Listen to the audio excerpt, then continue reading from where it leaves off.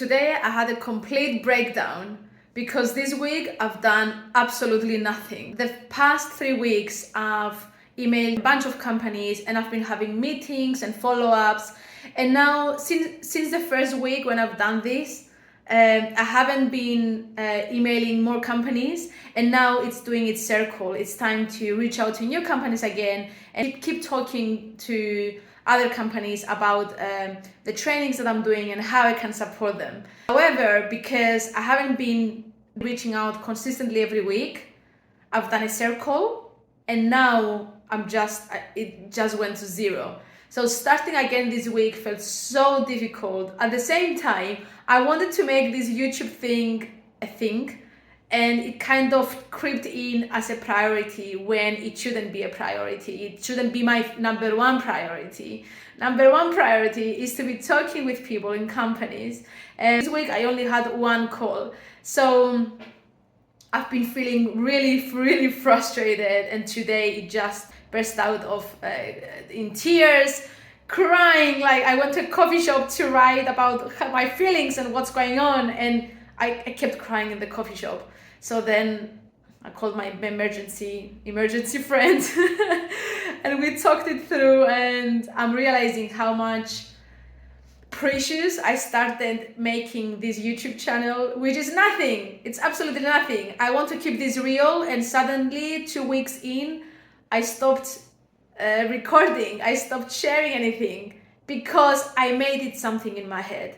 So I want to go back to the nothing. This is nothing. I'm just sharing my journey, and this is what was going on for me in the past week.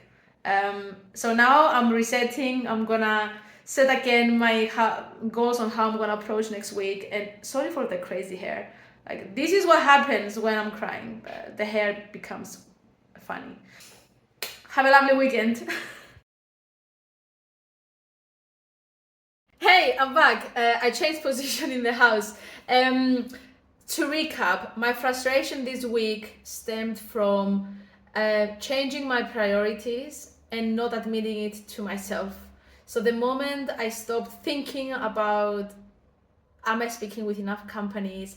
Am I offering value to these companies? And I started thinking, what should my next video be, and how can I get more subscribers? That was the moment that I lost track of what I really care about, and that's when I froze with both doing progress in my seminars and doing progress on YouTube and actually sharing what I'm doing.